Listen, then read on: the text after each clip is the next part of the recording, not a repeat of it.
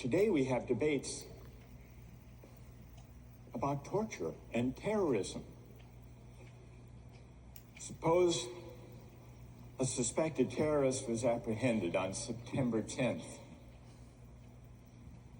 and you had reason to believe that the suspect had crucial information about an impending terrorist attack that would kill over 3,000 people, and you couldn't extract the information.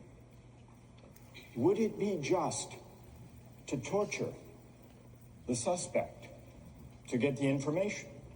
Or do you say, no, there is a categorical moral duty of respect for individual rights?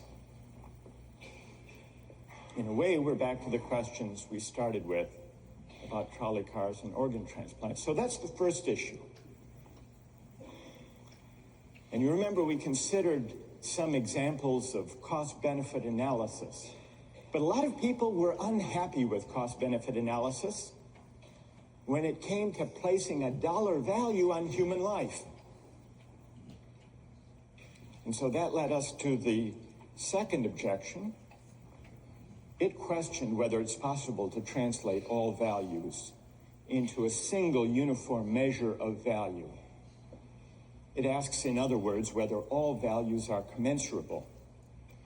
Let me give you one other example of an experience. This actually is a true story. It comes from personal experience that raises a question, at least, about whether all values can be translated without loss into utilitarian terms.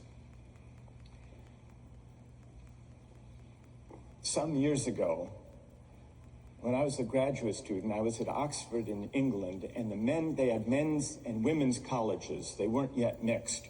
And the women's colleges had rules against overnight male guests. By the 1970s, these rules were rarely enforced and easily violated, or so I was told.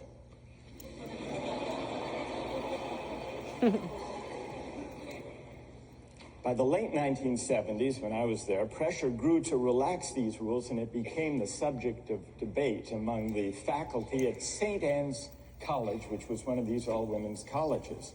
The older women on the faculty were traditionalists. They were opposed to change on conventional moral grounds. But times had changed, and they were embarrassed to give the true grounds for their objection. And so they translated their arguments into utilitarian terms. If men stay overnight, they argued, the costs to the college will increase. How, you might wonder? Well, they'll want to take baths, and that'll use up hot water, they said. Furthermore, they argued, we'll have to replace the mattresses more often. The reformers met these arguments by adopting the following compromise. Each woman could have a maximum of 3 overnight male guests each week.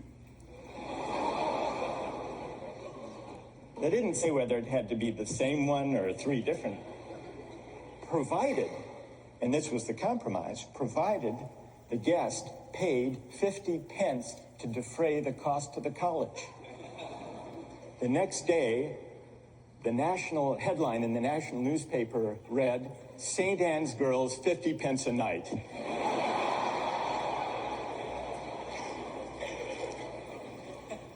Another illustration of the difficulty of translating all values, in this case a certain idea of virtue, into utilitarian terms.